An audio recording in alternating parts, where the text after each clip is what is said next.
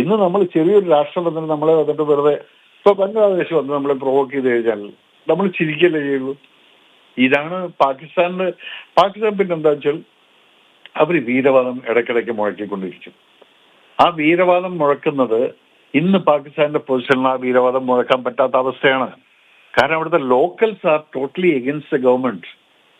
ഞാൻ ദുബായിൽ പോകുന്ന സമയത്ത് ഇപ്പൊ കഴിഞ്ഞ ആഴ്ച പോലും പാകിസ്ഥാനീസ് ഒരാളെ കണ്ട സമയത്ത് സംസാരിക്കുമ്പോൾ ഷാർജി എന്താണ് ഈ പറയുന്നത്, എന്തിനാണ് ഞങ്ങളുടെ രാജ്യത്തിന്റെ പൊസിഷൻ എന്താണെന്നുള്ളത് നമുക്കറിയാം സാർ. ഞങ്ങളൊക്കെ ഇവിടുന്ന് അധ്വാനിച്ച് അവിടെ കൊണ്ടുപോയിട്ട് വല്ലതും കൊടുത്തിട്ട് വേണം എന്റെ കുടുംബത്തിന് ജീവിക്കാൻ.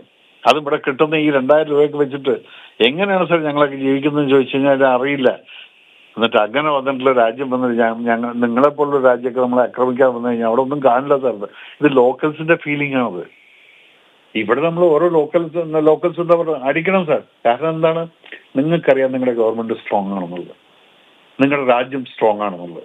അപ്പൊ പിന്നെ അവൻ എന്ത് വെള്ളം ബ്ലോക്ക് ചെയ്താലും റേഷൻ ബ്ലോക്ക് ചെയ്താലും നമ്മുടെ രാജ്യം സെൽഫ് കണ്ടന്റഡ് ആണ്, സെൽഫ് സഫിഷ്യന്റ് ആണ്.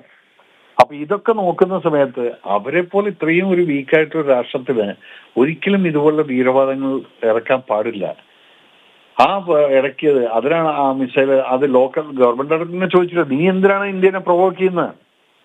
അതിനുള്ള ഉത്തരമാണെന്ന് കൊടുത്തിരിക്കുന്നത്.